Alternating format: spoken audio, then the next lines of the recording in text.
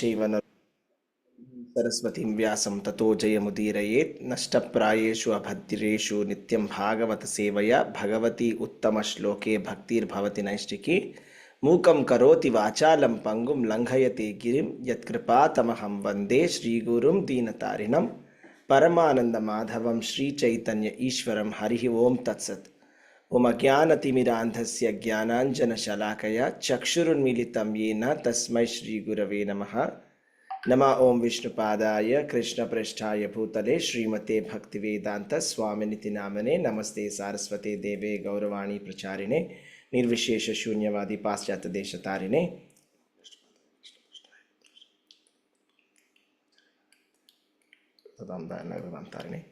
जय श्री कृष्ण चैतन्य प्रभु नित्यानंद श्री अद्वैत गदाधार श्रीवासादि गौर भक्तवृंद। हरे कृष्णा कृष्णा कृष्णा हरे हरे, हरे Ram Ram Ram Hare Hare. Hare Krishna devotees. So this morning we are going to discuss from Srimad Bhagavatam. This is from Canto number 4 and this is from the chapter number 20 and verse from 19 to 38. So let me give you a brief background about what is happening here. This is the story of Prithu Maharaj. Prithu Maharaj is an incarnation of the Supreme Personality of Godhead, but he is a Shakti Avesha Avatara.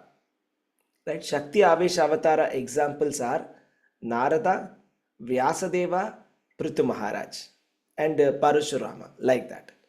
So direct Vishnu Tattva, but Shakti Avesha Avatara. That means he is a Jiva who is empowered by the Supreme Lord. So now he is a great king.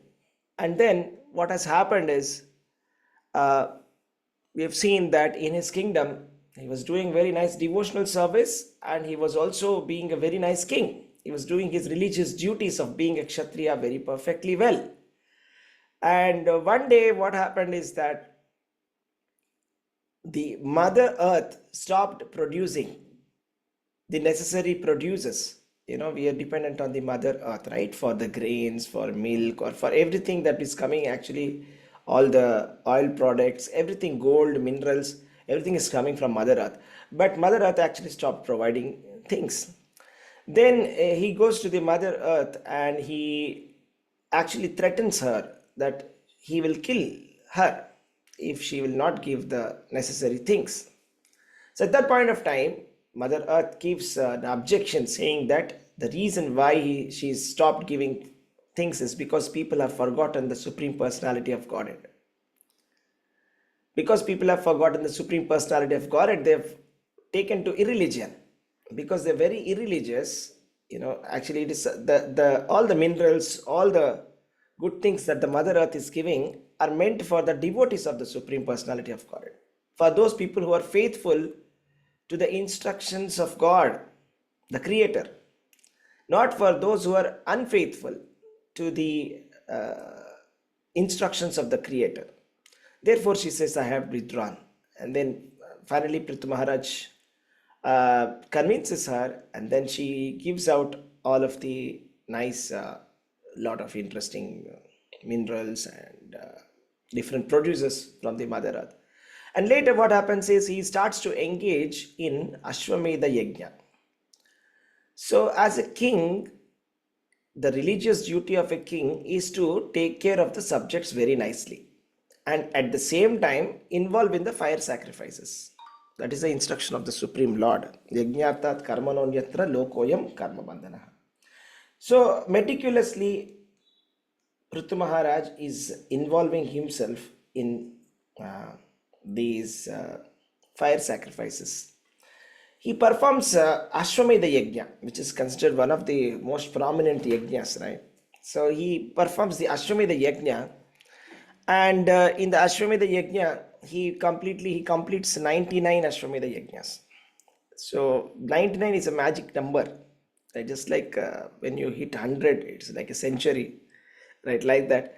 When you complete 100 Ashwamedha Yajnas, a person becomes qualified to take the post of Indra. So naturally, Indra became very disturbed because his position is under stake now. Prithu Maharaj may take it because he has completed 99 Ashwamedha Yajnas. So therefore, out of envy, Indra came and tried to disturb the 99th or the 100th Ashwamedha Yajna. So he came to disturb the Ashwamedha Yajna, and he, by stealing away the horse is the main thing in the Ashwamedha Yajna, right? So like that, he tries to disturb multiple times, and Prithu Maharaj becomes very upset and angry on him, and he decides to kill Indra. And just about when he was about to kill Indra, first of all, Prithu Maharaj is consoled by the elders, and then Lord Vishnu himself descends to talk to Prithu Maharaj, to tell him to give up his anger. So that was the previous chapter that we did. I mean, the same chapter, sorry, the previous class. That is like verse number 1 to verse number 18. So what has happened was, like, Lord Vishnu appeared on the scene, and along with him, Indra was there with him.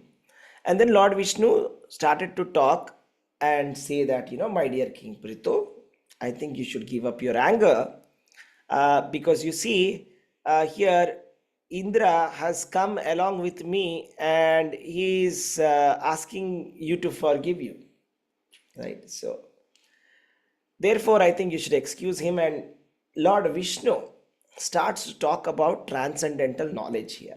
This is very interesting part, but won't be able to go through the details. It was already covered in the previous class. In gist, Lord Vishnu summarizes the teachings of Bhagavad Gita and says that, you see, advanced human beings are not supposed to become angry like this in the material conception of life, right? Advanced intelligence and advanced intelligent people should not be, wasting their time in this unnecessary rivalries, enviousness, and enmity, because you are not the body. See, you are trying to complete the 99th Ashwamedha Yajna, but it's a bodily performance, right? You are not the body. You are something beyond it. It is you are the soul. And like that, he tries to explain that a very learned person like you is not supposed to be engaging in this kind of an activity. And then he continues to give a lot of transcendental knowledge here, right? And afterwards, here comes very interesting part. Lord Vishnu starts to say that when somebody is situated in occupational duty, engaging in the loving devotional service without any motive for material gain, he becomes very satisfied within. And slowly the material contamination is cleansed for such a devotee, and his mind becomes more and more broader intelligence. He gets broader intelligence and sees things equally, and comes to a stage where there is peace and situated equally, right? It's called the Brahma Bhuta stage. He says, as you advance in devotional service, you do your occupational duties and do my loving devotional service, and you will advance. Okay, this is an important point here, which we should recap. It is about Lord Krishna saying, everybody must be engaged in their material occupational duties. Krishna has designated some occupational duties. Chaturvarnam maya srishtva guna karma vibhagashaha. So everybody must be engaged in their own occupational activities and be worshipping Lord Krishna. There is no disqualification to worship the deity of Krishna. Person can be a Brahmana, Kshatriya, Vaishya, or a Shudra. They must worship the deity of Lord Krishna. Whatever they are earning money, there are some employees who are earning some hard labor money, they're getting some money. Businessmen, they're getting profits. Kshatriyas, they're getting from the taxes. The Brahmanas, they're getting some dakshina and dana, charity. Whatever they're getting from their honest labor, right, they should utilize it in the service of the deity of Krishna and engage in devotional service. You may be anybody.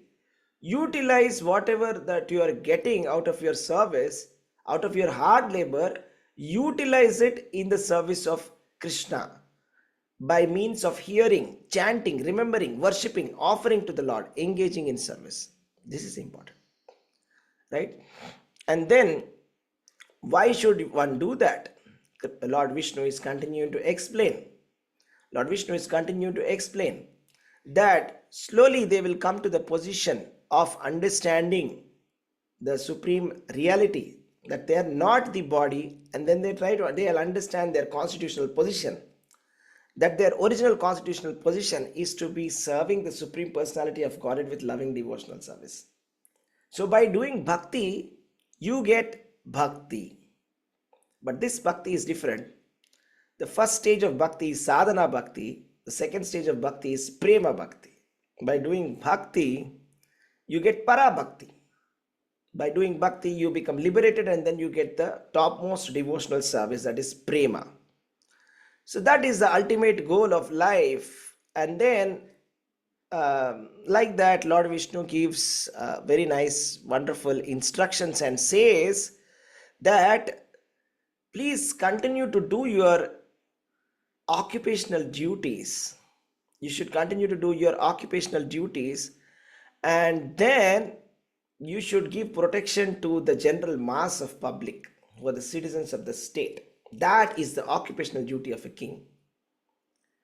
You see, there's so many places in the world right now, and historically there have been so many exoduses and riots, and so many innocent people have been killed. It's a history, and history, it's also the present and it's also the future. The duty of a king is to protect the citizens who are faultless. That is the duty of the king. That is the main duty of the king. This is the duty of the king. Give protection to the general mass of people. See, general mass of people are the citizens of the state. They are not in a position to defend themselves. Correct? So they should be defended from these anti-social elements. And by simply giving protection, the king is also taking tax from them, right? So what happens is, by giving protection to them and helping them to engage in spiritual activities, devotional activities, he is doing his perfect duty. Then he is eligible to take 1/6 of the pious activities and 1/6 as the tax. 1/6 of the money he can take, 1/6 of the pious activities also he can take. But if a king is failing to do this, not able to give protection to the common masses, and not able to engage people in the devotional service of the Supreme Personality of Godhead, such a king is a failure, and such a king is not eligible to collect taxes from the citizens. And if he collects taxes from the citizens, then he will take 1/6 of all the sinful reactions of all the citizens under his head. So therefore, it is said in the Shastras that the king inevitably always goes to hell. The reason is this: because the king is not like Prithu Maharaj. The Prithu Maharaj is like the best of the kings. He's called Adi Raja. So he is a very great king. He is showing with an example. So great kings like Prithu Maharaj have come in our country. So they are called Rajarshi. So these are Rajarshis, means they are not just kings. They are saintly kings. Typically, when we think of a king, we think of an autocrat who is indulging in sense gratification and performing atrocious activities, suppressing power-hungry person. But no, they have been great Rajarshis, saintly kings. That's what, Bhagavad Gita was originally given to Vivaswan. Vivaswan gave it to Manu. Manu gave it to Ikshvaku.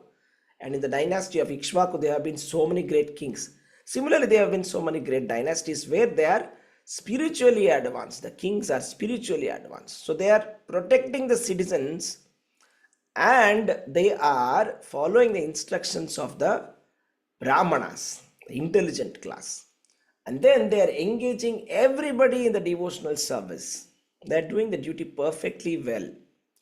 That is how, see, Lord Vishnu is saying, that is how all the living entities will be perfectly engaged in devotional service.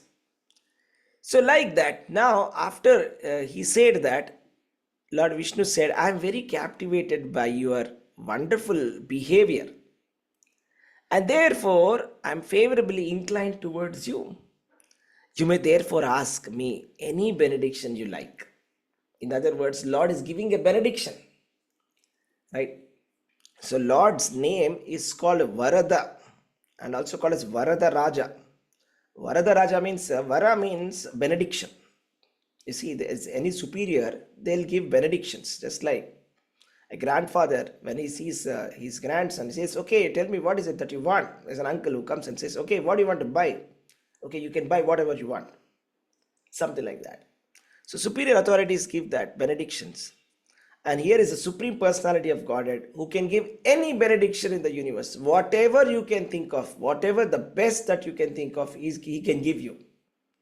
Dhruva Maharaj asked for a kingdom which is greater than that of his grandfather Manu, and therefore he got the topmost planet Dhruvaloka. I mean, there cannot be anything bigger than that in a material benediction. The topmost material planet, which is equivalent to Vaikuntha, which is actually a Vaikuntha, Dhruvaloka, the pole star has been given by the Supreme Lord to Dhruva Maharaj. So Lord can give anything. Now, so now he is saying, what is it that you want? Here is your golden chance. Ask. Now, what is it that we will ask, or what is it that we must ask, is something that we will learn from today's class. There are so many lessons. There are so many lessons. It's packed with lessons. Okay, this, I tell you really, when I was actually reading, going through these purports, I saw that each and every sentence of the purport, is a gem. There is so much of learning, particularly in relation with Bhagavad Gita. You see, Bhagavad Gita, Lord gives the principles. Srimad Bhagavatam is an explanation of the principles. Sometimes the principles are not very clear. We don't understand. What does the Lord mean when we have to engage in our prescribed duties? What does Lord mean when we have to engage in the fire sacrifices? What does Lord mean when He is saying that we should be working without any attachment? What does Lord mean when He is saying we should always remember Him? So we may not be able to understand the full picture in Bhagavad Gita, but in Srimad Bhagavatam, when we see this, we get the full picture because it's an explanation of Srimad Bhagavatam. Bhagavad Gita is 700 verses. Srimad Bhagavatam is 18,000 verses. There are so many stories and so many lessons are embedded within the story. Therefore, the lessons come out very well and very clearly. So even if there is some kind of ambiguity in our heads or confusion in our heads with respect to Bhagavad Gita, it gets cleared here, okay, Srimad Bhagavatam. So let's see this. And therefore he's saying, yeah, that's the thing. Right now, he has an offer. What's it? The Supreme Lord has given an offer. Okay, what would you ask if the Supreme Lord is in front of you and asks you, what is it that you want? You can ask whatever you want. I'm very happy with your behavior. Just ask whatever you want. Right? Let's see what Prithu Maharaj asks. So it continues, and what happens is very beautiful next. You see, Indra, King Indra, who is the head or the king of all the demigods, he felt very ashamed when he saw Prithu Maharaj. When he saw that Prithu Maharaj is actually a human being, he's not a demigod, but he's doing such a wonderful service to the Supreme Lord, and he is taking the instructions of the Supreme Personality of Godhead. You see, Prithu Maharaj accepted the instructions of the Supreme Personality on his head. Right? So actually this is the way we are supposed to accept the instructions of Bhagavad Gita. So Krishna's instructions are final and I shall accept it on my head. Like that, Prithu Maharaj very nicely, with great devotion, he accepted it. When Indra saw it, he felt very ashamed. What is it that I have done? Prithu Maharaj is so advanced and I have done such a stupid act, right? I'm trying to steal the horse. It sounds so childish. Stealing the horse, in the Ashwamedha Yajna out of envy. But then he wanted to touch the lotus feet of Prithu Maharaj. So he bent down to touch the feet of Prithu Maharaj to say sorry, to be feeling, he was feeling repentant about what happened. Was feeling sorry about it. And what did Prithu Maharaj do? Just see this beautiful gesture here. Prithu Maharaj, he did not let him touch his feet. So, but then he immediately embraced King Indra in great ecstasy and gave up all envy. So immediately he just stopped him from touching his feet and embraced him and gave up, he forgave him. It's a very nice one. So what we have to learn here is Prithu Maharaj is a Vaishnava, a devotee of the Supreme Personality of Godhead. You see, and then Indra has been an offender against this wonderful devotee Vaishnava, Prithu Maharaj. And the only way we can get excuse from a Vaishnava is by, touching the lotus feet of the Vaishnava and asking for forgiveness. We should ask forgiveness. So, just like Ambarish Maharaj was a great Vaishnava, great devotee, offended by Durvasa Muni, who was a great mystic. But Durvasa fell down on the feet of Ambarish Maharaj and he was forgiven. But you see, but we should not think, of course, the Vaishnava is always ready to forgive. But we should always remember it's a great risk in offending a Vaishnava. You know why? This is what our Guru Maharaj says.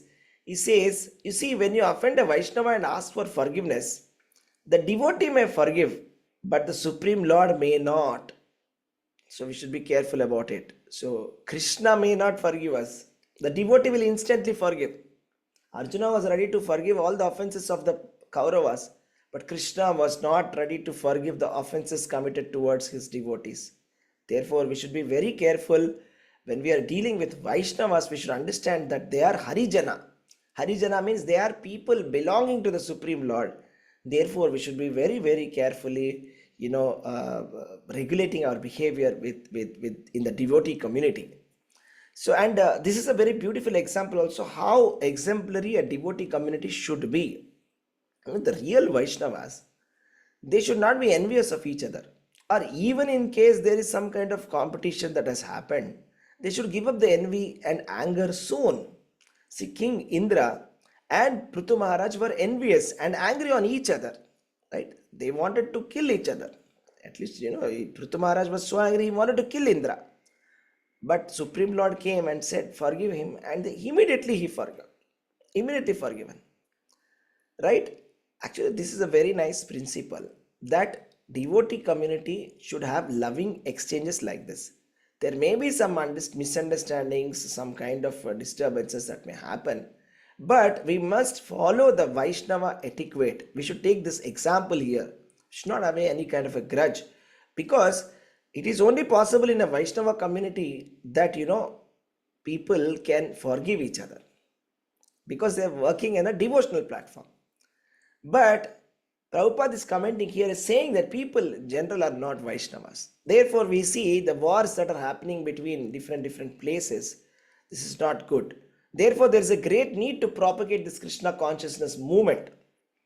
And because when somebody is genuinely Krishna conscious, there is no rivalry, there is no competition, there is no envy. So we should try not to be a non-devotee, nor we should try to be a pseudo-devotee. Because Prabhupada calls out in his purports that a pseudo-devotee is one who becomes envious of the other devotees. Any devotee who falls down from the standard of accepting the instructions of his spiritual master is called as a pseudo-devotee, and we should strictly avoid the company of such pseudo-devotees. So then, what happened next was Prithu Maharaj worshipped the Supreme Personality of Godhead very nicely, abundantly.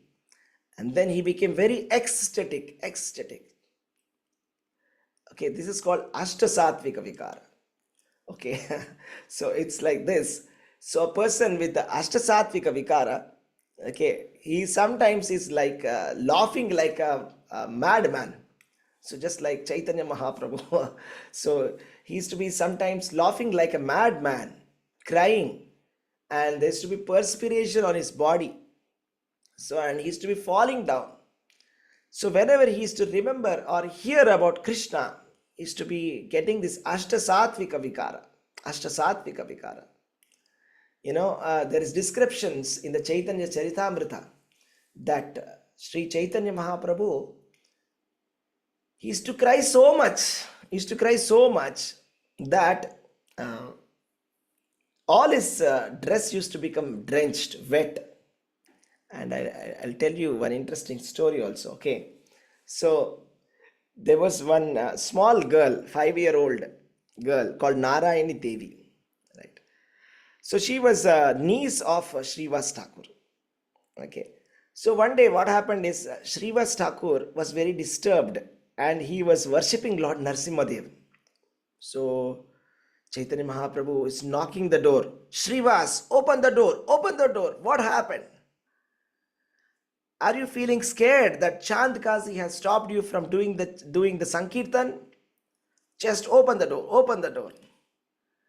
And then Srivas Thakur opened the door. And then he saw that Srivas Thakur was actually, Chaitanya Mahaprabhu saw Srivas Thakur was feeling scared because the Nawab Hussain Shah gave an order that nobody should be doing the Sankirtan in this place. The king here is a Muslim king.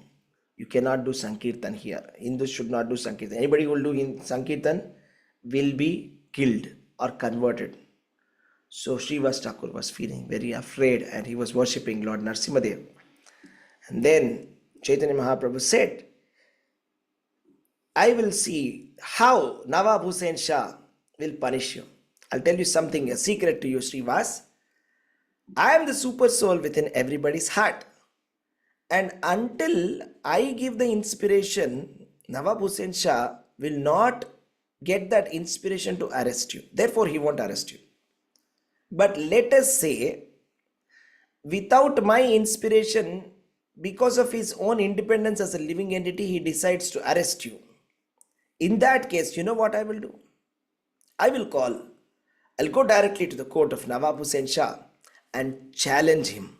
I'll ask all his religious leaders to come. In fact, I will call all the religious leaders who are there in the country and ask them and put them a challenge in front of them. I'll ask them, can you make these animals cry in ecstasy? So I'll bring an elephant and say, make this elephant cry in devotional ecstasy. And I will see who can take up this challenge. And I will not only make that elephant, but all the animals cry in devotional ecstasy. So that will be my challenge. And still Srivas Thakur was not convinced. He was still feeling afraid and nervous. That point of time, small kid Narayani Devi was playing there, right? And then Chaitanya Mahaprabhu called Narayani Devi and then put his hand on her head and said, chant Hare Krishna. This Narayani Devi started to dance in ecstasy.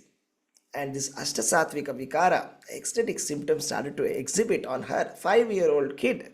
She's dancing, crying, perspiring, rolling on the floor, chanting the names of Krishna. So then Srivas Thakur was convinced that, Sri Chaitanya Mahaprabhu is the Supreme Personality of Godhead. Right? And because he is able to give Krishna prema to every living entity, including a 5-year-old kid. Actually, in fact, when he went to the forests of Jharkhand, he made the animals chant and dance in Hare Krishna Mahamantra. So that's a beautiful story. So that's how it is. Sprithu Maharaj is feeling ecstatic. Ashtasatvika Vikara. Ecstatic transaction. So this is called the topmost thing, okay? In the spiritual life, the topmost achievement is to get the Ashtasatvika Vikara. Yet again, we should not try to imitate. This is another danger. Because there are some set of people called Prakrita Sahajiyas who try to imitate falsely. There was a very great spiritual leader who was very well renowned in the world, in India particularly. He used to be exhibiting some kind of false symptoms, falsely crying, dancing like that. Once Bhaktivinoda Thakur met him and he wrote it as Pratibimba Bhava in his notebook. He said, this person is not having a real devotional ecstasy. It is just a Pratibimba, reflection. That is one stage of devotional service. It is not pure devotional service or love. So therefore, there are so many people in the Bengal who are like that, who try to cheat the public by trying to say that I am having Ashtasattvic. We should not get into all of this, okay? Anyways, let's go to the next point. Now, Prithu Maharaj is so ecstatic after worshipping the Supreme Lord because Supreme Lord appeared directly in front of him. Right? He came directly in front of him and he is worshipping the Lord directly. He's full of tears and his voice is faltering and choked up. So what happens when you are full of ecstasy? When you are in emotion, right? When you're speaking, you'll not be able to speak. The voice will falter.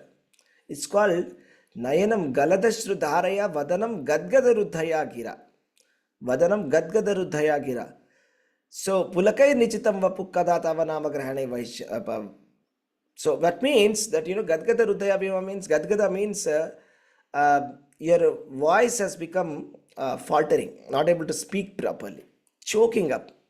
And he is not able to even see the Lord because his eyes are full of tears. That is the ecstasy that he is having. And inside his heart, he is embracing the Supreme Lord. Lord is in front of him. Of course, he cannot go and embrace the Lord. Asya Bhava is Lord Vishnu. So inside his heart, he embraced the Lord. And he was standing like that in front of him with folded hands. You see, such a beautiful thing, right? So like this, you see, this is how a king should be. The great kings, King Prataparudra, Ambarish Maharaj, Yudhishthir Maharaj, they are great kings and great devotees.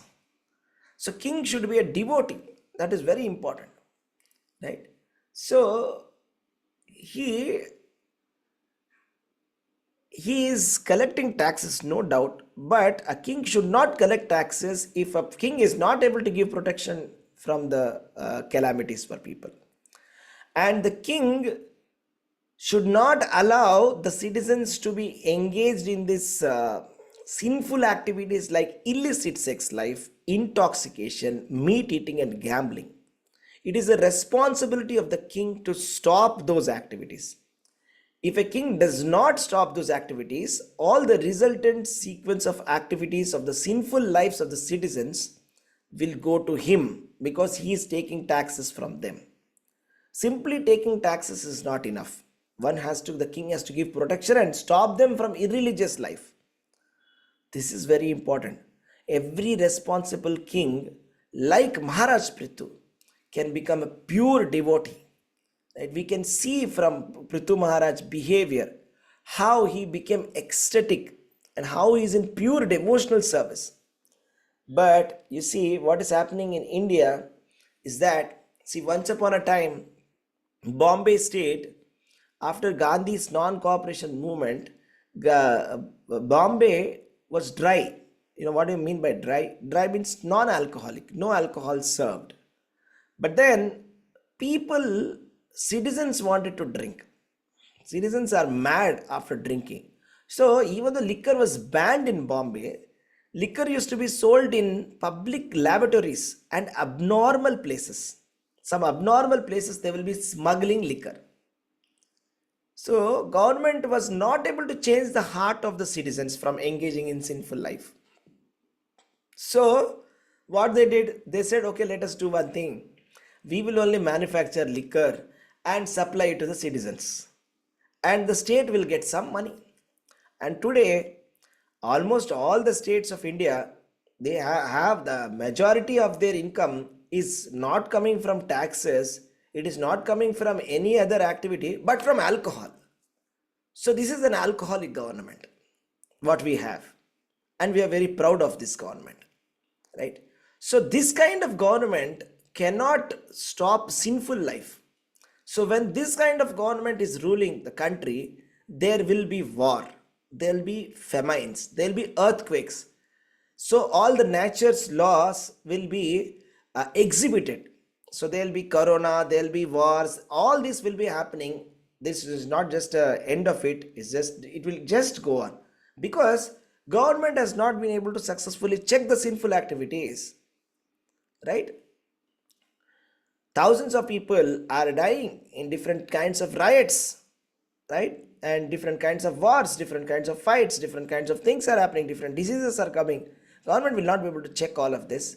This is the message of Srimad Bhagavatam or Krishna consciousness. That if you are a king, first of all, learn what is it that what is your duty. You understand what is your duty. You don't even know what is your duty.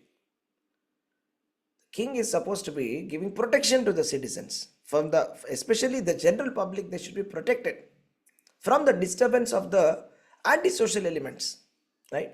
And they should be protected. Their religious life must be protected, and they must be taking the guidance from the sages and the previous acharyas, and then they should write the constitution. Not that they write something in the constitution, right, which is immoral. Legal, immoral, they're two different things. There are so many immoral activities which can be legal. Okay, that is our problem right now. So that is not the case. That's not be correct. When we see Prithu Maharaj, Srimad Bhagavatam, this is our original culture. This is how it should be, right? And then what happened? Supreme Personality of Godhead, he stood on his lotus feet, almost touching the ground, while he rested the front of his hand on the raised shoulder of Garuda, the enemy of snakes. Why is that? Actually, the thing is, the devatas, when they come on the descend on the earth, they do not touch the ground. How do you know that a person is a devata or a human being? Is look at the feet. When you look at the feet and you see that the person is actually not standing on the ground, you know that this person is actually not from this world. So the residents of the upper planetary system, like beginning from Brahmaloka and above, they are like this. They are weightless. They do not stand on the earth. So Lord Vishnu was come here. Kshirodakashai Vishnu has come here.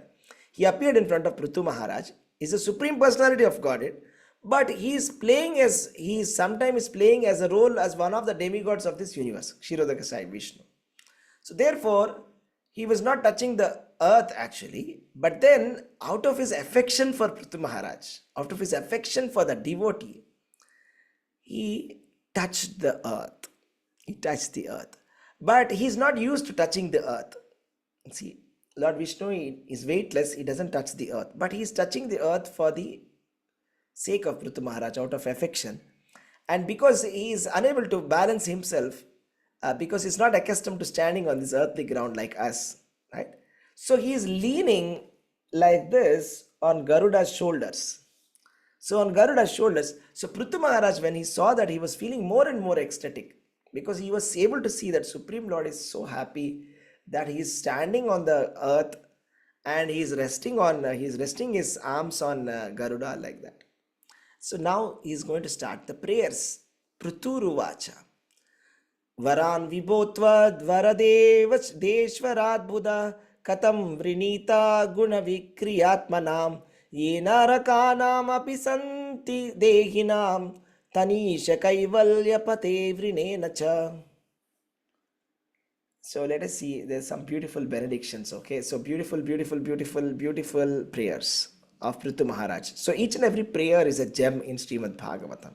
So these prayers are done by such great devotees like Prithu Maharaj. By simply repeating this, we can attract the attention of the Supreme Personality of God. We may not be such great devotees as Prithu Maharaj, but simply by repeating, Lord will mercifully look at us. So now he is saying, my dear Lord, you are the best of the demigods who can offer benedictions. So he is saying, Varan Vibhotvad Varadeshvarad Buddha. Varadeshvara. Varadeshvara means Varada Ishvara. He is the best among the one who can give benedictions. You see, generally, common public are hankering for benedictions. That's the reason why we do demigod worship. We go to Shani Shingnapur, here, there, everywhere, and worshipping so many demigods for getting some vara, benedictions. But there is no need. Here we have Varadeshvara, who can give the best of the benedictions, but he can offer anything. You are the best. But he's saying, but why should anybody ask you for benedictions, which are meant for living entities who are bewildered by the modes of material nature? See, this demigod worship is for those people who are bewildered by modes of material nature. That means who are in the modes of material nature, mode of goodness, passion, and ignorance, who are always struggling. Let me, I want this, I want this. Dhanam dehi, vidya dehi, uh, this dehi, that dehi. So give me this, give me that, give me that. So this is not the standard of a pure devotee. This is the standard of a common man, a karmi, or a person who is bewildered. So, but then he's saying, actually, you know what? These benedictions, whatever people ask you, oh my dear Lord, uh, if you make me pass in this examination, I'll come and I'll offer you 3 coconuts. So these benedictions that we are begging, they're available even in the lives of living entities who are suffering in hellish conditions. Even in the hell also, sometimes there will be some kind of a break. So in between, the Andatamisra Naraka, where they're frying people in oil, Kumbhipaka, or in between, there's some hellish planets where people are asked to, a human being has to eat his own flesh. So maybe in between, they will offer some nice food, give a pizza to eat. Okay, so as a break, take a pizza break. So even in the hellish conditions also, you will get some enjoyment. There's no need to hanker for this kind of enjoyment. Therefore, he's saying, uh, and my Lord, what to talk about these stupid benedictions of the material world? I want this, I want that. My dear Lord, can you get my this? Can you please help my kids? This, whatever. This is all so stupid. It's so insignificant. He's saying, and you can also give to merge in your existence. That's called mukti. So mukti means impersonal liberation also Lord can give. That means he can destroy our personal false ego and there will be no existence at all. Our existence will be merged in the Supreme Lord, something like that. Even though you can do that, I'm not interested in such having benedictions like that. Because you see, there are 2 types of people, karmis and jnanis and yogis. The karmis, they want the highest promotion to the higher planetary systems. That's like the best thing for them. You see, just like in the other religions also, we see the greatest award for them or the reward for them, the reason why they are doing the religious practice is that they will go to the Jannat or some kind of a heavenly planet and they will enjoy with the uh, society women of heaven. That is their motivation behind the religion. So that is called as a karmi. So where the duration of life is very long, standard of living and happiness is very high, they are called karmis. He's saying, Puttaman is saying, I'm not a karmi. There are the other type of people who are jnanis and yogis who want benediction of merging into the existence of Lord. That's called kaivalya. So all the time they'll be saying examples like, just like how salt, if you take some salt and mix it inside the water, there's no difference between the salt and the water. It gets merged. So similarly, you do some devotional service and you merge into the Lord. This is what people say. They're called jnanis and yogis. Saying, I'm not a jnani or a yogi. I don't want that. That's called kaivalya. And Krishna is called as Kaivalyapati. Lord Vishnu is called as Kaivalyapati. He can give impersonal liberation. But actually, according to the devotees, Kaivalya is called Narakayate.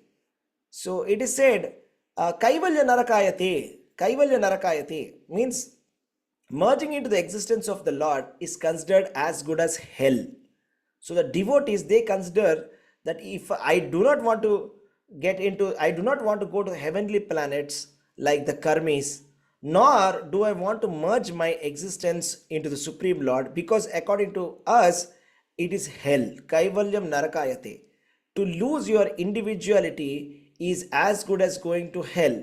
Actually, it is better to go to hell rather than to lose one's individuality, because hell is also temporary. After some time, they will release and we may come back to the material world, and then we can actually engage in the devotional service of the Lord.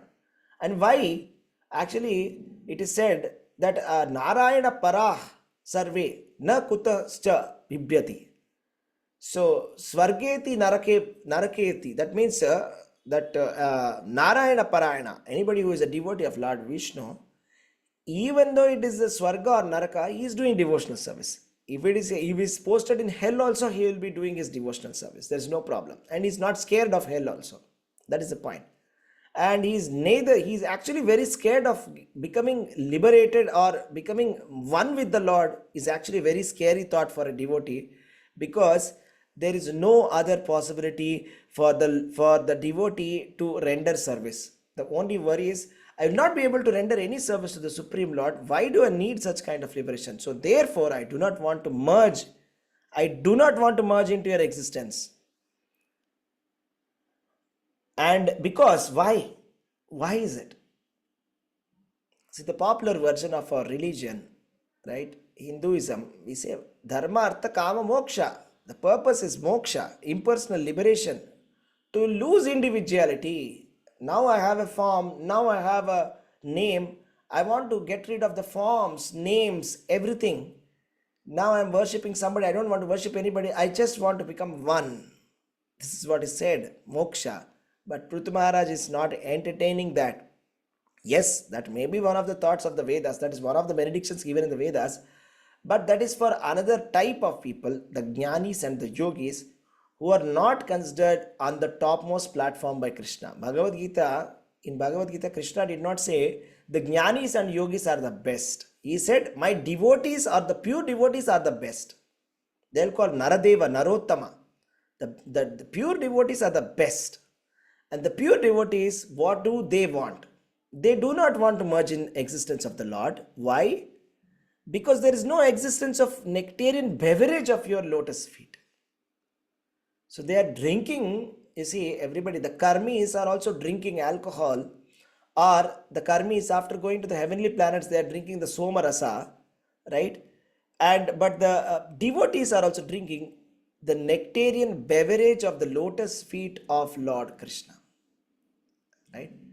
So, and then there is the Krishna Katha, which the devotees are drinking. And he's saying something very beautiful. He's saying, I want a benediction. What is the benediction that Prithu Maharaj is asking? Let's see. You see, he has an open offer from Lord. You can ask anything. Do you want to become Indra? Yeah, you can become. You want to become the topmost demigod of some planet? Even if you want Dhruvaloka, you can get it. It's like the topmost. Right? What is it that you want? I want the benediction of at least 1 million years.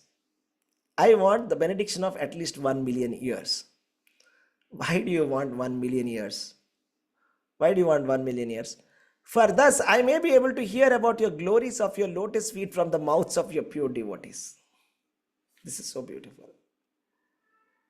So 1 year we can only hear one class. What if we have 2 years, but we can hear only one class at a time?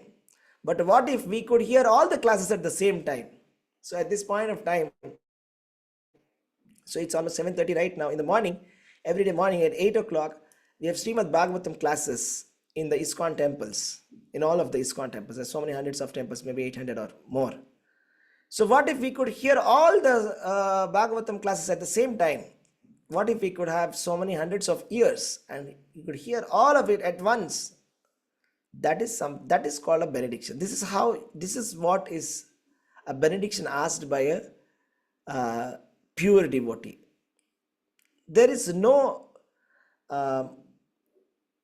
selfishness or any kind of a material desire. Even if somebody says, my dear Lord, I want to merge in your existence, that is also material desire. That is also a material desire. One important point here he says is that I want to hear from the pure devotees. I want a million years not to hear from the non-devotees. I don't want to hear million news channels giving me million news morning, every day morning, crime news, what has happened all over the world, criminal activities. No. Nor do I want to hear Mayavadi speaking, saying that, Jiva, Supreme Lord, one. You are one. God is one. You are God. Not to hear this kind of things. No. He wants to hear from the pure devotees. He wants to hear the glorification of the Supreme Personality of Godhead. The Srimad Bhagavatam it is said, Shukamukad Amrita Dravya Samvutam. That this Srimad Bhagavatam has come from Shukamukha. Shuka is the Shukadeva Goswami. This Srimad Bhagavatam is like a ripened mango fruit is a ripened fruit of the Vedas, and it is bitten by Shuka, a parrot. When a parrot bites it, it becomes tasty. So when a devotee is giving katha, it becomes enhanced. But when a non-devotee is biting, so just imagine if there's a snake eating that fruit, so we should discard that fruit. Similarly, if there is a milk, the snake puts the mouth in that milk, the milk is pure, but because the snake has put the mouth, we should immediately discard that milk. Similarly, the Hari Katha, glorification of the Supreme Personality of Godhead, that it can be Bhagavad Gita or Srimad Bhagavatam or Ramayana or Mahabharata or any Krishna conscious class related with Hari Katha, should not be delivered from the mouths of non-devotees. And we should not hear it. We should have a sense of whom we are hearing from. Is this person a devotee or not? How do you know if a person is devotee or not? A simple thing. Is this person 24/7 engaged in Krishna consciousness? Or at least has he accepted Krishna as the Supreme Personality of Godhead? Has he accepted the lotus feet of Krishna on his head? Just by looking at the face, you can see those who are devotees, there are some symptoms. Those who have accepted the Supreme Personality of Godhead as their only shelter, they put a tilak on their head. This is how you understand that he is a devotee. This tilak is the two lotus feet of the Lord Vishnu. That means we are accepting the lotus feet of the Lord Vishnu on our head. So if somebody has not even accepted the lotus feet of the head, of Vishnu on their head, we should not even hear from them. That's not the correct at all. We should hear only from pure devotees, right? Then it becomes effective.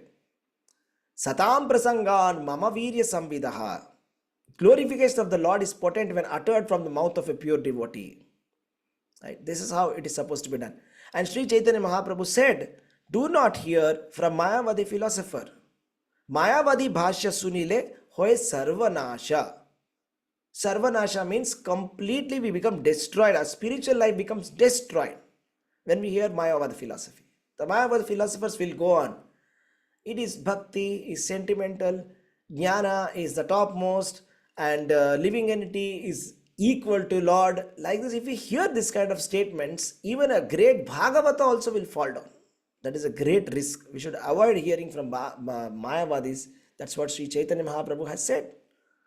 Right? So, and then next, verse number 25, saying, Sa uttama shloka mahanmukha chuto bhavat padamboja sudhakanalilaha smritim punarvismrita tattva vartmanam kuyoginam no vitaratya lamvarai.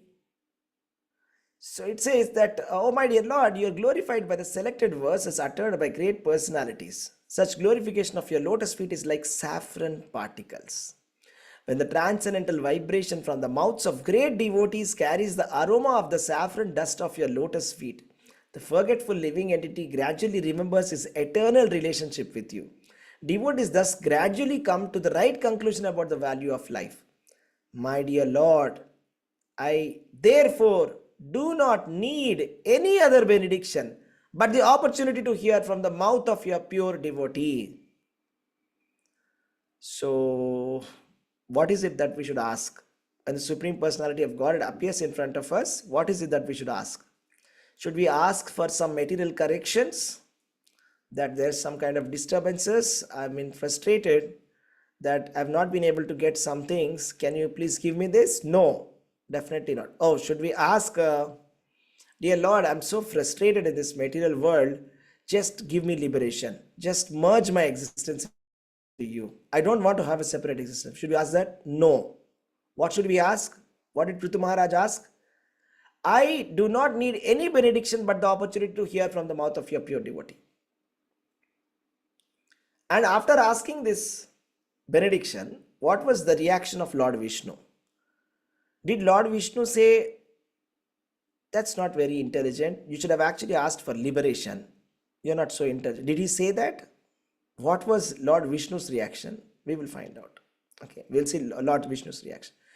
So Prithu Maharaj's stand is very clear. I do not want anything but opportunity to hear from the mouth of a pure devotee. The reason is, it says here, Sa uttama shloka mahan mukha uchyata bhavat padamboja sudha kanarilaha.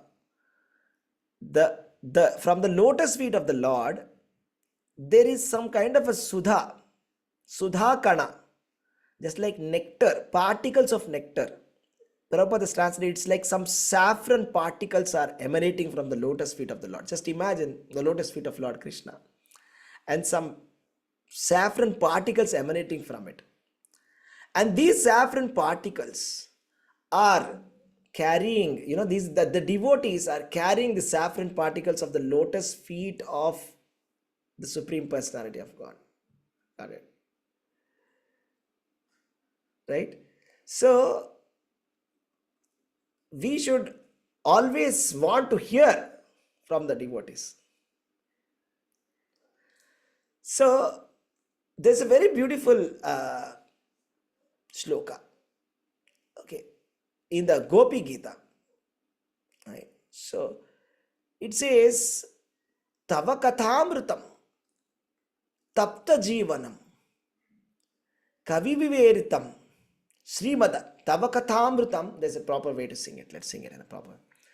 Tava kathamrutam tapta jivanam kavibhiriditam kalmashapaham Shravana Mangalam Srimadatam Bhuvi Grinhanti Ye Bhurida Jana.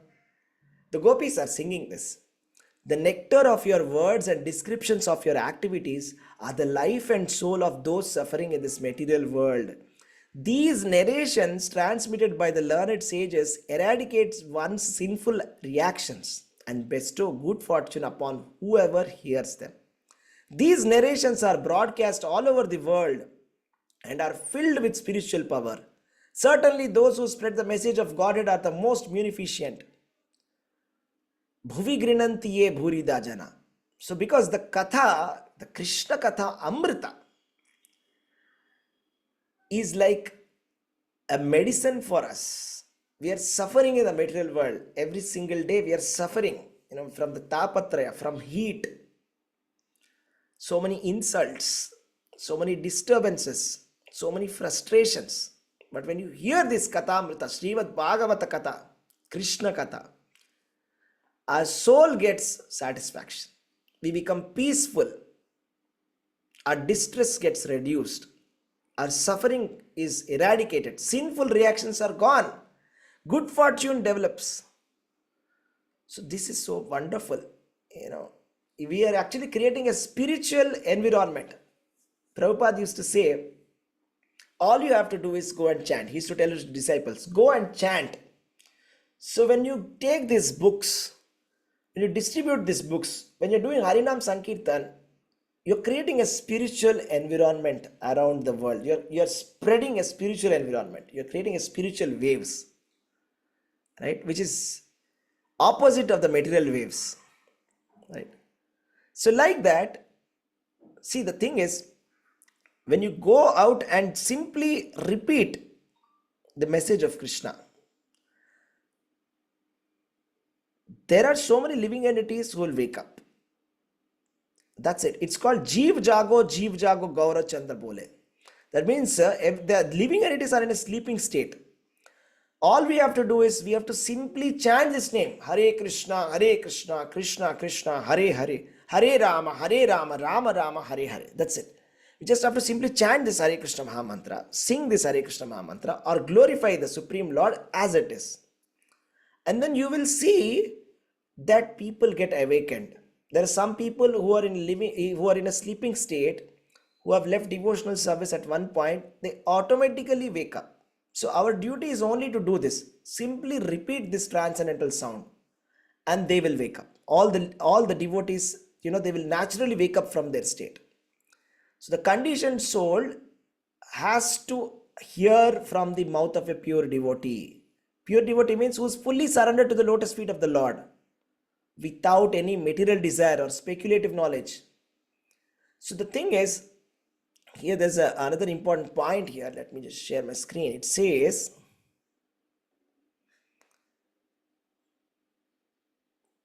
स्मृतिर पुनर्विस्मृत तत्व वर्तमानाम कुयोगिनाम no वितरत्यलम वरै. That means kuyoginam means he is referring to conditioned living entities. There are two types of yogis, suyogi and kuyogi. Kuyogi means a one who has forgotten Krishna. So for a person who has forgotten Krishna, the highest benediction is to get an opportunity to hear from a pure devotee. Now he is justifying, okay, let's try to understand. He's not sentimentally saying it. Please try to understand. It's not a sentimental statement. When Prithu Maharaj said, see, I don't want to become a king, or I don't want to go to any moon planet or have my own planet and enjoy. No. Nor do I want any kind of impersonal liberation. No. All I want is I just want to hear Krishna Katha from pure devotees. He's justifying why. The reason is the devotees are spreading that. So, what is that? Padamboja Sudakananilaha. The saffron particles, the aroma of the saffron particles emanating from the lotus feet of the Lord, they are spreading it. And as a result of it, our sinful activities are getting reduced. Our good fortune is getting developed. And then these transcendental vibrations, the forgetful living entity remembers the eternal relationship with you. Our eternal relationship with the Krishna is getting revived. This is very important. This is the most important thing. And then devotees come to the right conclusion about the value of life. The ultimate conclusion is that, we come to the conclusion that we want to serve the Supreme Personality of Godhead. So that's what happens.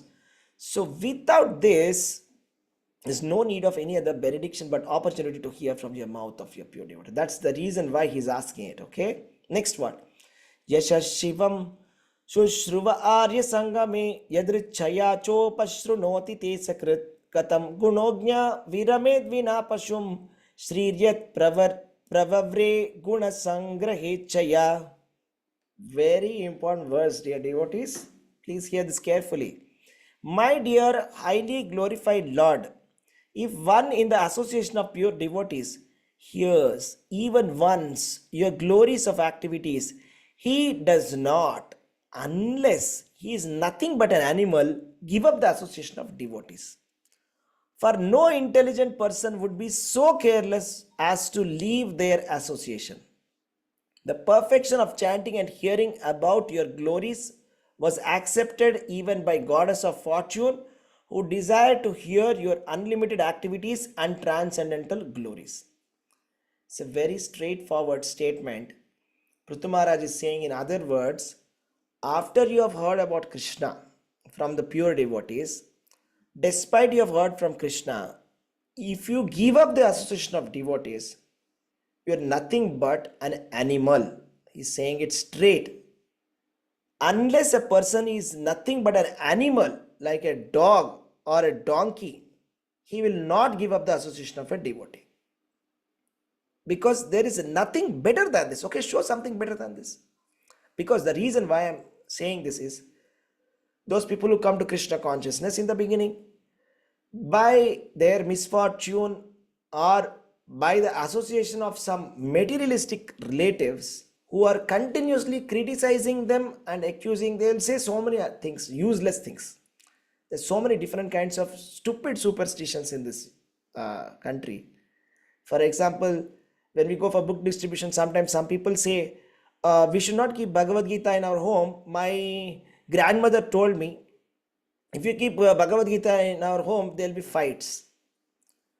So this kind of people are there, or some kind of relatives are there who will say, oh, don't go to this Krishna conscious people. Okay, this will happen to you. You know what will happen? This is not the time to go. No. First, such a kind of relatives are not called relatives at all. Only by very bad misfortune will get such relatives actually. They are almost like that Kaikeyi got the association of what was her name? Mandara. Mantara. Mantara, who is saying, don't do this, don't do, no, no, no, no, no, no. Why do you want to make Lord Ramachandra the king? Are you mad? You should make your son as the king. Banish Ramachandra to Vanavasa. It's nothing but they are just the descendants of Mantara. That's it. You should stay away from such people actually. Because they are actually making us doomed by giving such a bad advice. And because we see so many people who leave the society, and they have no justification, proper justification why they are leaving. The justification is because their grandfather said, grandmother said, somebody said. It's like taking the advice of Mantara and banishing Lord Ramachandra. So such a people, even if we commit such an act of giving up the association of the devotee, it is an animalistic act, that's it. Unless we are some very foolish person like a dog or a cat or a donkey, we should not give up the association of devotees. Because completely it is insensible to give up. It's like worse than a suicide actually. Because we are directly accepting, embracing Maya and giving up the shelter of the Lord by leaving the association of devotees. And then he's saying, now he's going to talk about goddess of fortune. The perfection of chanting and hearing about your glories was accepted even by the goddess of fortune, who decide to hear of your unlimited activities and transcendental glories. Now he's going to say something very funny. Okay, let's see what he's going to say. Ata bhajetva purushottamam gunalayam padmakaresha lalasa apyavayor ekapati sprutur kalir nasyat kritatva charanaikatanayo. Now I wish to engage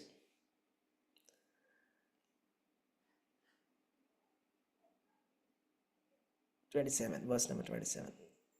Yeah, now I wish to engage in the service of the lotus feet of the Supreme Personality of God and serve just like the goddess of fortune, who carries a lotus flower in her hand, because his lordship, the Supreme Personality of God, is the reservoir of transcendental qualities.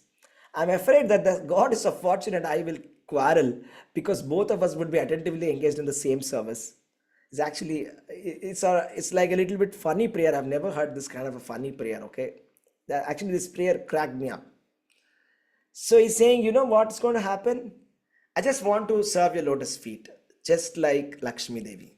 So Lakshmi Devi is very beautifully serving Supreme Personality of God. Okay, I'll tell you, this is very nice. Lakshmi Devi actually is in the Madhurya Bhava.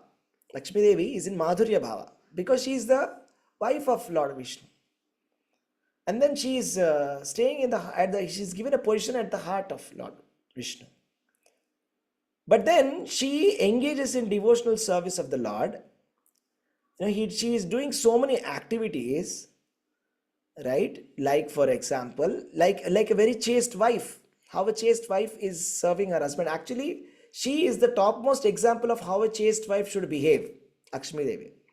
For example, she's applying sandalwood. She's actually bathing the Lord, applying sandalwood paste, setting the bed of the Lord, cooking food, feeding the Lord, like that. She's doing every activity very meticulously and she doesn't allow anybody to do the activities. So wherever Lakshmi Devi is there, she will do everything perfectly well. But Ritu Maharaj is saying, I want to do, and I will start competing with Lakshmi Devi. And when I start competing with Lakshmi Devi will become angry. And we will both start fighting. That why are you doing this? No, I want to do it. Why should I not do it? I will do it. No, you cannot do it. This is mine. Okay, Lakshmi Devi will say, why are you setting the bed? I'm supposed to be doing it. No, sorry, Jaganmata, I have to do it. I want to serve the Lord. And then we'll both fight. Then whose side are you going to take when we are both going to fight? Right? So he's saying in a very funny way. Let's see whose side Supreme Lord is going to take. Is he going to take the side of Lakshmi or Prithu Maharaj? What do you think? Prithu Maharaj. Yeah. So he's saying, Jagat Jananyam Jagadisha Vaisasham Syad eva yat karmanina samihitam karoshi falgyapu urudina vatsala sva eva dishnya bhiratsa kim taya. My dear Lord of the universe, the goddess of fortune, Lakshmi is the mother of universe, and yet I think she may be angry with me because of my intruding upon her service and acting on the very platform to which she is so much attached. Yet, I'm hopeful, even though there is some misunderstanding, you will take my part, for you are very much inclined to the poor, and you will always magnify even insignificant service unto you. Therefore, even though she may become angry, I think there is no harm for you, because you are so self sufficient that you can do without her. So, is actually making Lakshmi Devi angry here, okay? So, in a funny way, of course, okay? It's a very funny prayer. He's saying, you see, Lakshmi Devi is going to become angry definitely, because I'm going to compete with her. I'm going to take up all the services, and I'll be doing the same services like what she does. And when we are both quarreling, whose side will you take? You'll take my side. You know why? Because you're Deena Bandhu, Deena Vatsala. Because I'm such a poor person. Lakshmi Devi is so great. And you are Deena Vatsala. I'm so poor. I'm so insignificant in front of Lakshmi. Therefore, you will be merciful towards me. And you will, and she will become more angry because you're taking my side. And it's okay. Even if she leaves you, there's no problem. Okay, because you're self-sufficient. You don't even need her service. That's what he's saying. So he's saying, actually, Mother Lakshmi, she's doing so many wonderful services like massaging the lotus feet of the Lord. We see always that picture, right? She's massaging the lotus feet of the Lord. Okay. It's not that she's doing that 24/7. There's so many other activities to be done also, right? So just like an ideal wife, right? She takes care of him, household activities, cooking nice food for him, fans him while he's eating, applies sandalwood pulp on his face, sets the bed, sitting places in right order. Everything in the Vaikuntha, everything is managed by Lakshmi. Just like how in our Purushottam Jagannath Kshetra, it's said that the kitchen is there of Jagannath, right? So there, Lakshmi Devi only cooks. Even though the Purohits are cooking, it is that Lakshmi Devi herself comes and cooks food for the Supreme Lord. So, Ritu Maharaj is thinking that Lakshmi Devi would become irritated and become angry also, but again is appealing to the Lord to take his side. And what happens finally is that what he's trying to say is in Tattva, Lord Vishnu is self-sufficient. He's not dependent on Lakshmi. Okay, he doesn't do anything with the help of Lakshmi. So, for example, Lord Brahma was born. Who was the father of Lord Brahma? Who was the father of Lord Brahma? Garbhodakashaya Vishnu. Who is the mother of Lord Brahma? Vishnu. Vishnu only. His mother and father is Vishnu only. There's no mother to Lord Brahma. So it was not that Garbhodakashaya Vishnu impregnated Lakshmi ji and Brahma was born. So he doesn't need Lakshmi Devi to do his activities. Right? So he is self-sufficient. He's Atma Rama. That's what he's trying to say. And then now let's see what he's saying.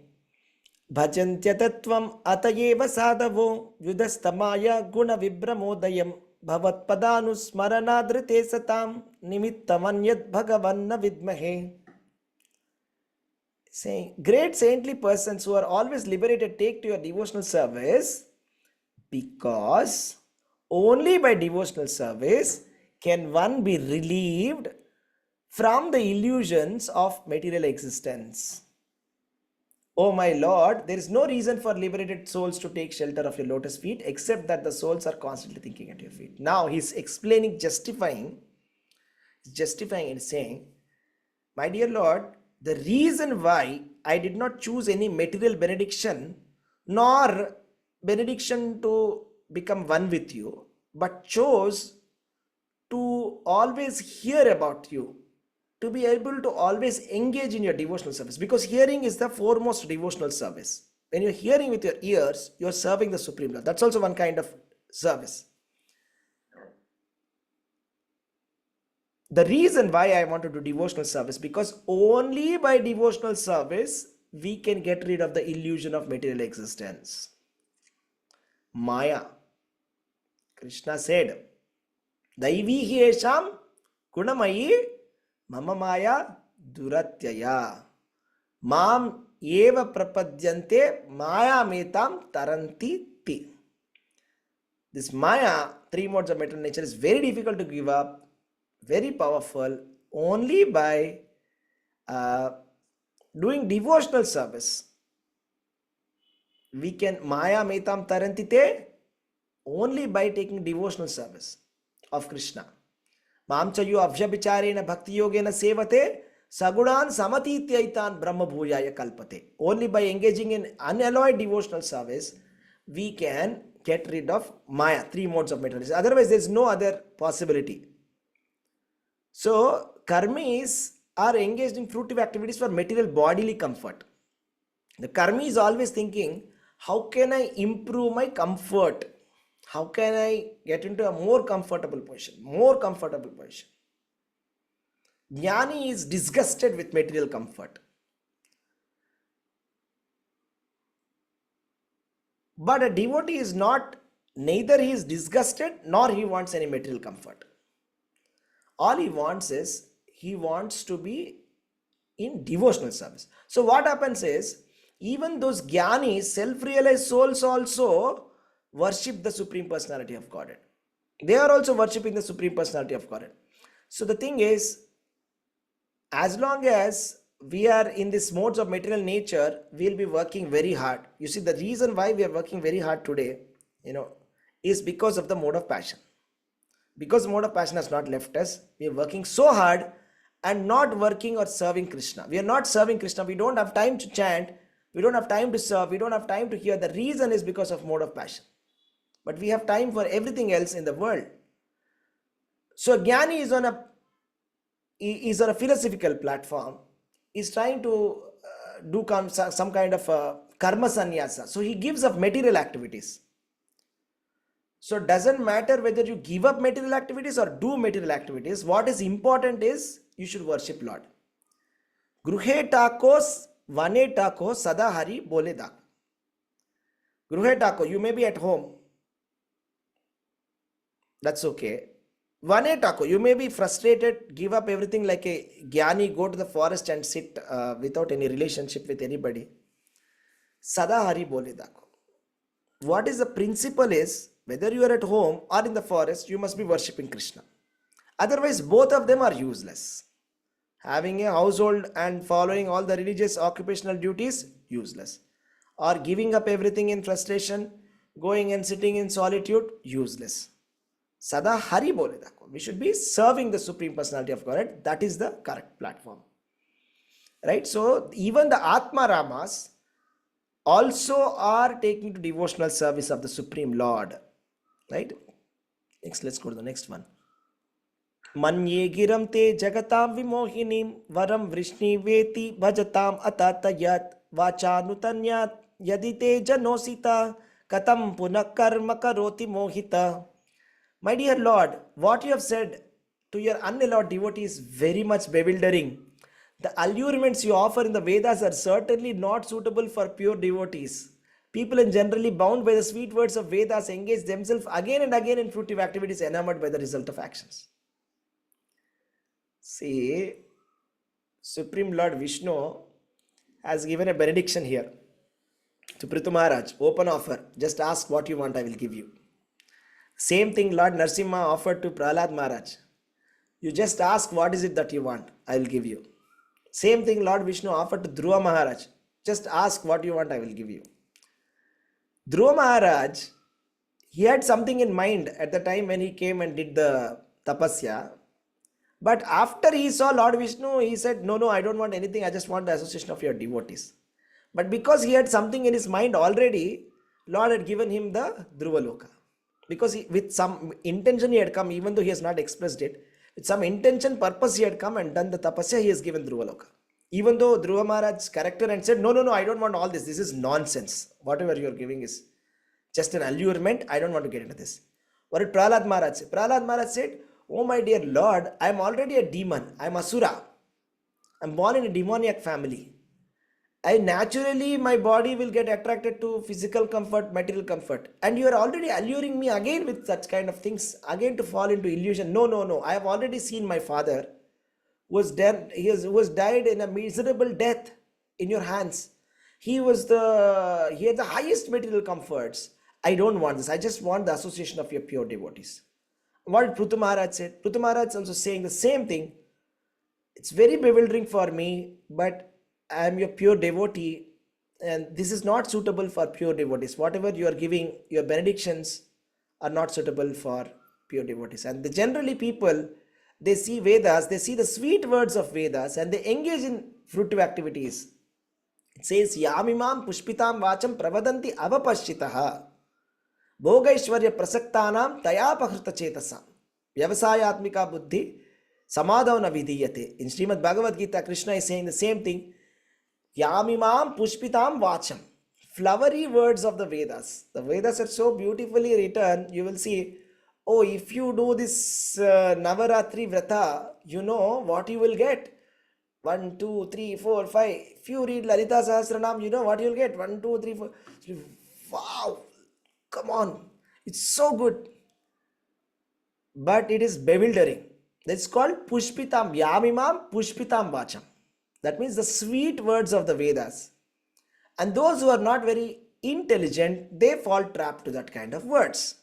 He's saying, I am a pure devotee, it's not for me. So please don't bewilder me with your words. I've already seen in the Vedas your bewildering sweet words, saying that, okay, do this Jyotishtoma Homa, do this Ashwamedha Yajna, you will become Indra.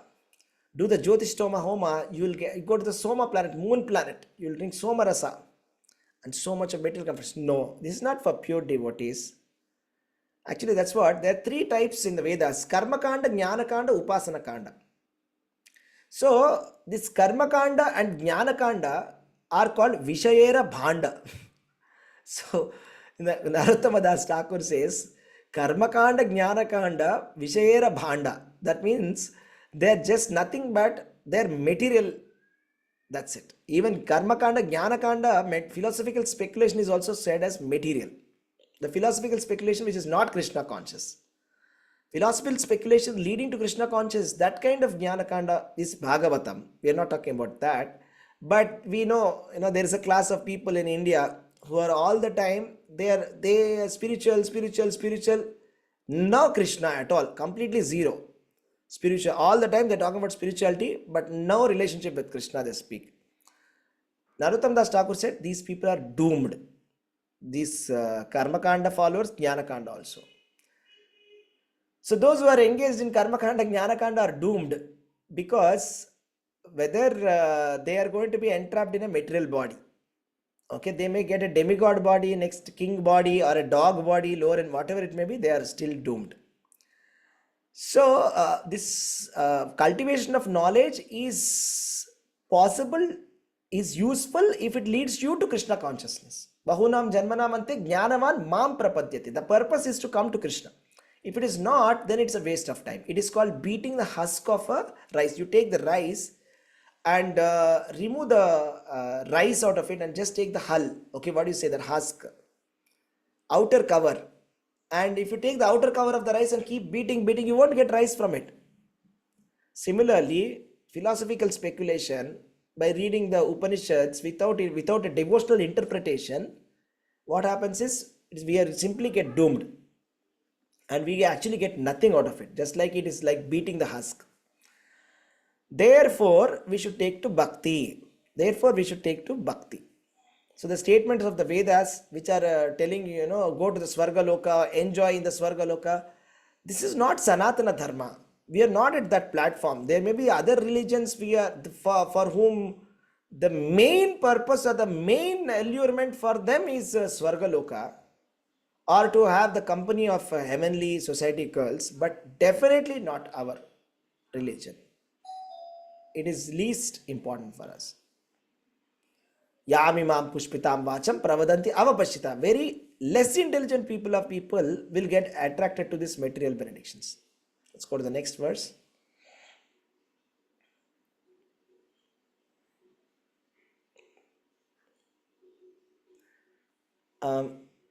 Sorry, I'm getting a little late. Let's finish this, okay? And then he says, my dear Lord, due to your illusory energy, all the living beings and the material world have forgotten their real constitutional position. And out of ignorance, they are always desirous of material happiness in the form of society, friendship, and love. Therefore, please do not ask me to take some material benefits from you. But as a father, not waiting for son's demand, does everything for the benefit of the son. Please bestow me whatever you think is the best for me. This is the correct prayer we should pray to Lord. We should say, see, please do not ask me what I want. Please give me what is best for me. Do you understand there's a difference between both of them? Right? So when I ask, I may not be asking something which is good for me or healthy for me or which is nice for me, which is beneficial for me. But when the father gives, the father knows what is it that he has to give. The father knows what he has to give. Right? So that's what he's saying. So the duty of the son is to do this. And then Lord Chaitanya Mahaprabhu is saying, Nadhanam, Najanam, Na Sundarim, Kavitam va Jagadisha Kamaye, Mama Janmani Janmani Ishware Bhavatat Bhakti Rahaitu Kitvai. So, my dear Lord, I do not want any wealth. I do not want any enjoy beautiful women. Nor do I want any number of followers. I only want causeless devotional service in my life, birth after birth. Bhavatat Bhaktir Ahaitu Kitvai. Then, what happened? The great sage continued by saying, after hearing, what happened? What did Lord say? Let us see this. My dear king, may you always be blessed by engaged in my devotional service. Only by such purity, pure purpose, as you yourself very intelligently express, can one cross over the insurmountable energy, illusory energy of Maya. So Lord Vishnu is saying, he was very happy, very impressed, very pleased, and he said, I am giving you a blessing. Here is my blessing. Engage in my devotional service. And then, by that only you can cross Maya, not by anything else. Like our Guru Maharaj, whenever we ask for benediction, he says, Krishner Matirastu. He doesn't say, Ashtaishwarya Praptirastu. He doesn't say, Shatamanam Bhavati, Vijayostu, or anything like that. Okay, he's simply saying, Krishner Matirastu. Do you always, you just remember Krishna all the time. This is the highest blessing. That only by remembering Krishna we can cross over the insurmountable illusory energy of Maya. Not by any other kind of thing. And therefore, now Lord Vishnu is giving very important instruction. He's saying, oh my dear king, henceforward be very careful to execute my orders and not to be misled by anything. Anybody who lives in that way, simply carrying out my orders faithfully, will always find good fortune all over the world. This is such an important instruction. Why should we remember Lord Vishnu? Why should we follow Bhagavad Gita? Because he's saying, please follow my orders and don't be misled by anything. There are so many misleading things in the world which is not Krishna conscious. Okay, Lord has got a very consistent message to all of us, which is given in the Bhagavad Gita. That is Mam Anusmara Yudhyacha. That is, follow your occupational duties and remember Krishna. We should faithfully carry out these orders. Or we should be doing the full surrender. Sarva dharman paritijya mamekam sharanam vraja. Either should be in either of these two platforms, Karma Yoga or Bhakti Yoga. Not in anything else. We should not get deluded by any other kind of a philosophy. So, the sum and substance of religious life is to execute the order of the Supreme Personality of Godhead. Krishna is saying, Manmana Bhava Madbhakta. It's an order. Krishna is not requesting, he's saying, ordering. You become my devotee. Always think of me. Sarva dharman parityajya mamekam sharanam vacha.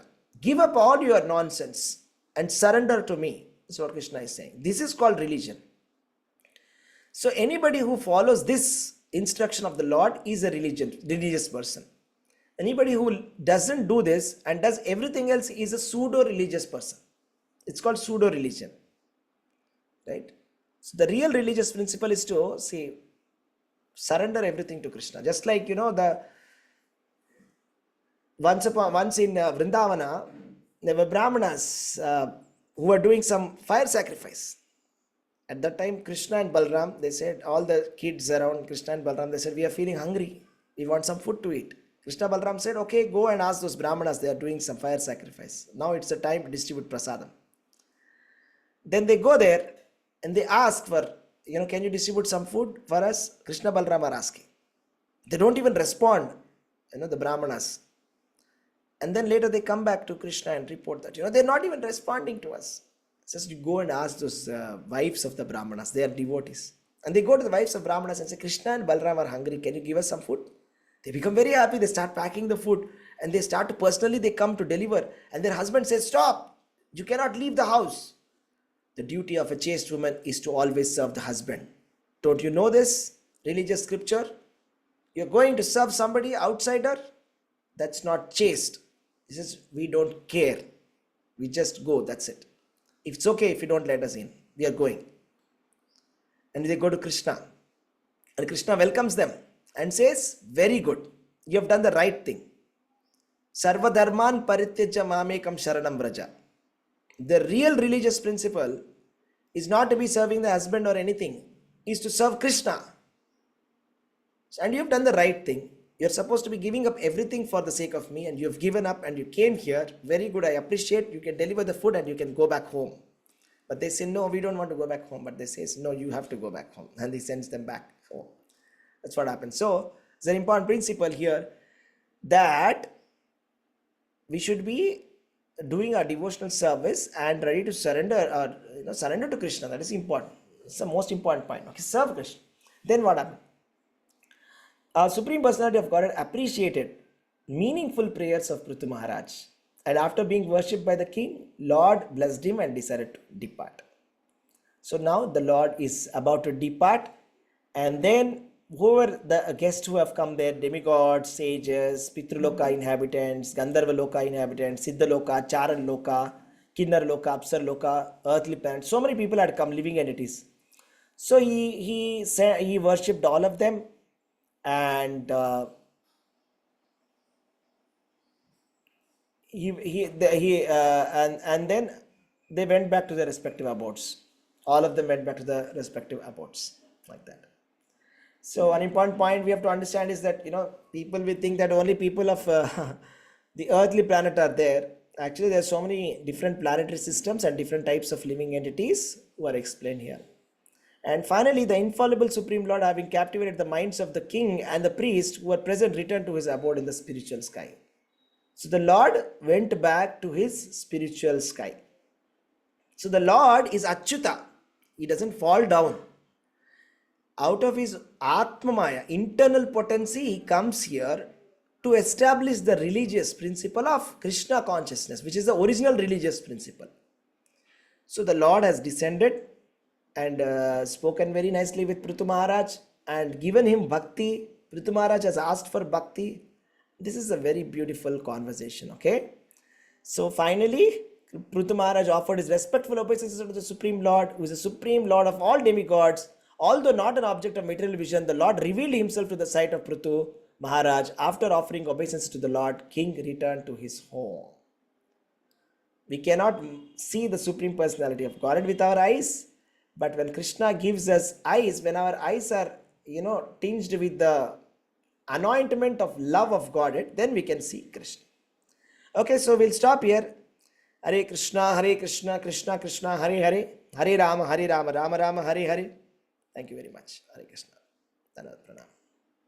Hare Krishna Mataji. Yeah, I mentioned about pseudo devotees and not take their association. What is the meaning of pseudo devotee? It's a nice question. Swati Mataji, the pseudo devotee means, see, there are some people who look like devotees, but they are not devotees. Just like, for example, when Hanuman, he went to bring the Sanjeevani, there was one demon who dressed up himself like a devotee.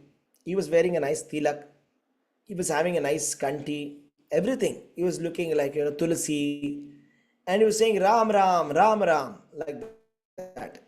Then Hanuman thought for some time, oh, he's a nice person, he's a devotee.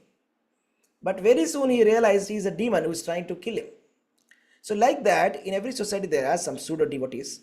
We should know how to identify pseudo devotees. A pseudo devotee, Prabhupada says, is one who is envious of the other devotees. If there are some set of people or some devotee who is not following the instructions of Prabhupada, in the sense that we should not be blaspheming others and we should work cooperatively, this is the instruction of Prabhupada. But there are some devotees who are very envious and who are creating a lot of disturbance. Okay, we should be very careful not to associate with such people, because in their association we will not learn bhakti, we will only learn ninda, we will only learn how to do offense very nicely, but we will not learn bhakti. We should be very carefully avoid this kind of a people. Okay, that's what it is. So we should have some kind of judgment whom we are associating with. We cannot blindly just see kanti and see a devotee and say, okay, here is a devotee. Not like that. We should have some judgment about whether this devotee is genuine or not, etc., and then associate. That is important. We should have that kind of sense. Okay, Hare Krishna. Any other questions? Hare Krishna. Okay, thank you, devotees. Hare Krishna. Hare Krishna, Prabhuji, Dhanapad.